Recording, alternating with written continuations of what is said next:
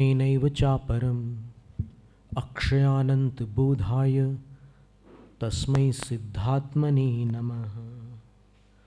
समाधि तंत्र ग्रंथ 1500 वर्ष पुरानी रचना है। आचार्य पूज्यपाद स्वामी जो हमारे लिए विशेष श्रद्धा के पात्र हैं,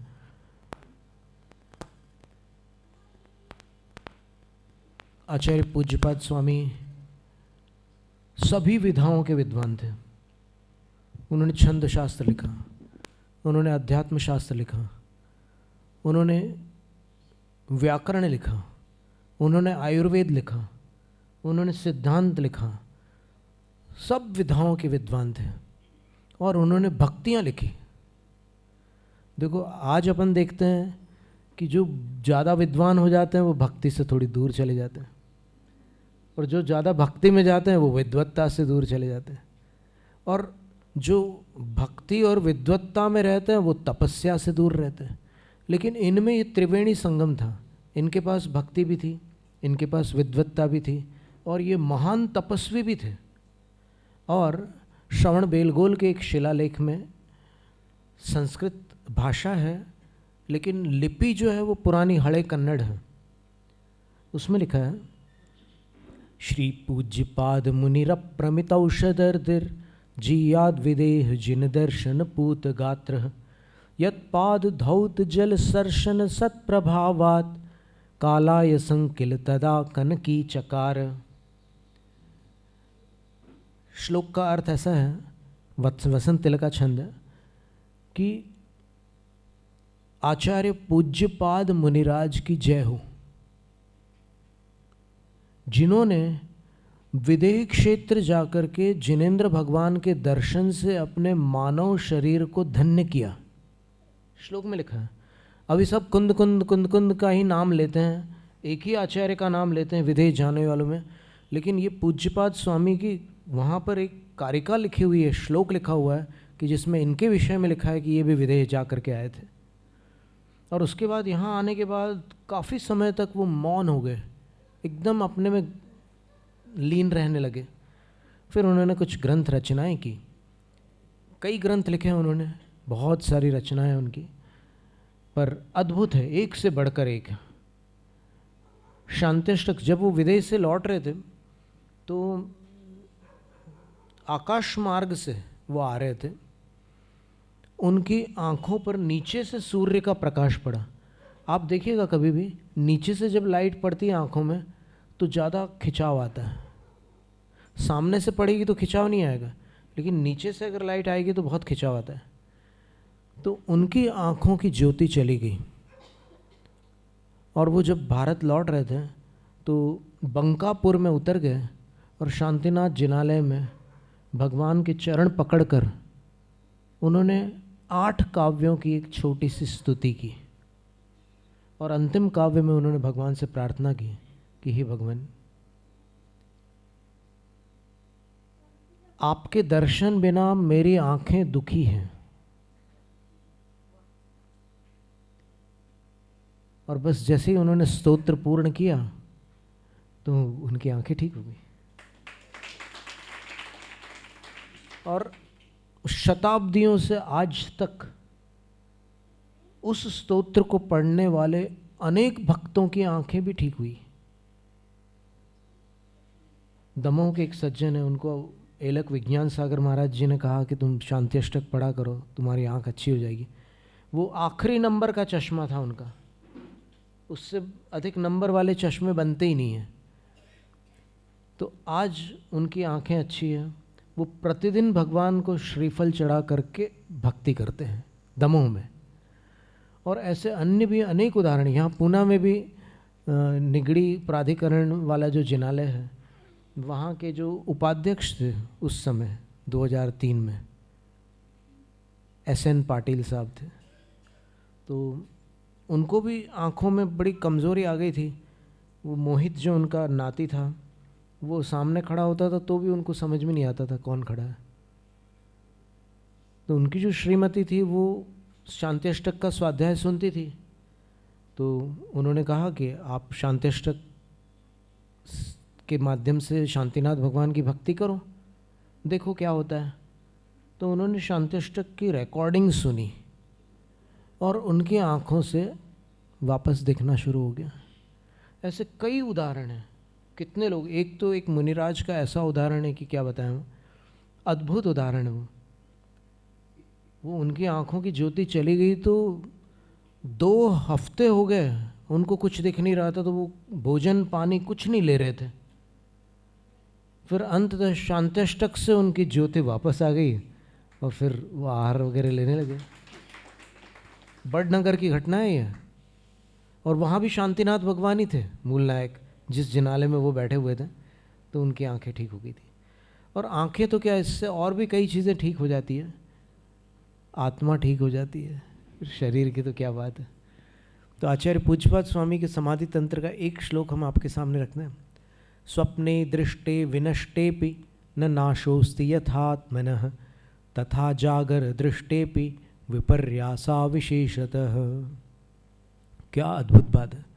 समाधि तंत्र की वाचना हम कभी करते नहीं सभा में, क्योंकि ये सिर्फ साधकों के लिए है, आम सभा के लिए तो है नहीं, तो इसलिए हम इसकी वाचना नहीं करते। लेकिन ये श्लोक हम आपके सामने रख रहे हैं। श्लोक क्रमांक 101, कुल 105 काव्य है इसमें। तो इस श्लोक में आचार्य कहते हैं कि अगर किसी ने सपने में अपनी मौत देख ली तो उठने के बाद वो बात झूठी निकलती है कि नहीं। इसी प्रकार आचार्य कह रहे हैं कि अगर जागते हुए भी मौत हो जाए तो भी अगर ज्ञान चक्षु से देखो तो वो मौत भी वास्तविक नहीं है, क्योंकि जीवन का अंत हुआ है, जीव का नहीं।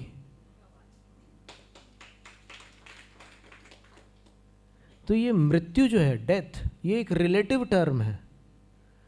जैसे यहां से सूर्य अस्त हो रहा है, कहीं उदय हो रहा है, सूर्य तो यथावत है। इसी प्रकार जीव ड्रेस और एड्रेस बदल रहा है, स्वयं थोड़ी बदल रहा है। तो उस जीव के अंतस तत्व को साधकों तक पहुंचाने का और साधकों को उस अंतस तत्व तक पहुंचने का उपाय इस ग्रंथ में आचार्य पूज्यपाद स्वामी ने दर्शाया है। और इसके एक एक काव्य में अमृत भरा हुआ है। और जिन्होंने समाधि तंत्र का सहारा लेकर ध्यान चिंतन मनन में अपने आप को निमग्न किया, वही इसके असली अमृत का स्वाद जानते हैं।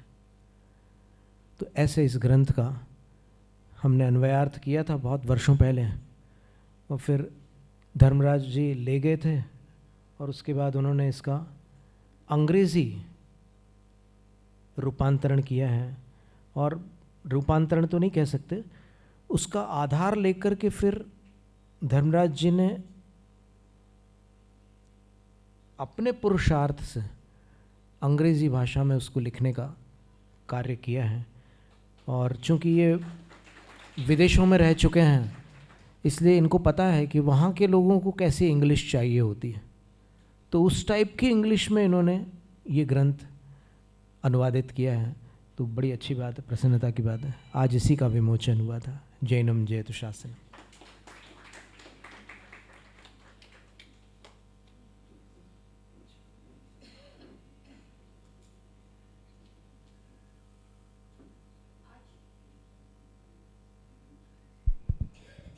आज कोजागिरी पूनम है, तो आज के दिन की विशेषता ये है कि आज के दिन चंद्र प्रभु भगवान के जाप करते हैं और सरस्वती देवी के भी जाप करते हैं। तो हम हमेशा जाप करते हैं, लेकिन यहाँ जाप्य मंत्र के जेरोक्स हमने लाए हैं। तो स्नेह भोजन के पश्चात एक माला चंद्र प्रभु भगवान के जाप यहाँ होंगे, और दूसरा जो नीचे का बड़ा जाप है सरस्वती देवी का, इसकी विशेषता मैं आपको बताने वाली हूँ कि इसकी विशेषता ये है, आजकल दुनिया में बहुत बड़े पैमाने पे थैमान किसने किया है, वो है अल्जाइमर, भूलने की बीमारी। हमें भी कुछ नाम नहीं याद आते, कुछ ना कुछ तो भूल जाते हैं हम लोग। तो ये इससे स्मरण शक्ति बहुत अच्छी होती है।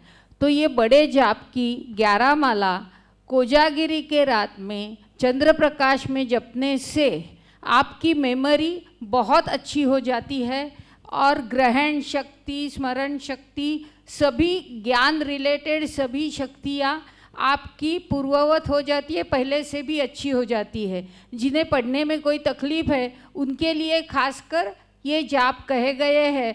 तो स्नेह भोजन के पश्चात वापिस यहाँ आके हम महाराज जी के साथ, महाराज जी ने भी बहुत करुणावश हमें बताया है कि वो एक माला हमसे करवाएंगे। तो स्नेह भोजन के पश्चात यहाँ वापिस आना है, चंद्र प्रभु भगवान की एक माला करनी है और ये जाप के पेपर्स, कागज रखे हैं, क्योंकि सरस्वती का जाप बहुत बड़ा है। तो वो अगर हो सके तो आज रात में उसकी 11 मालाएं करनी है, धर्मराज जी खुद। इसके पश्चात स्नेह भोजन की व्यवस्था है।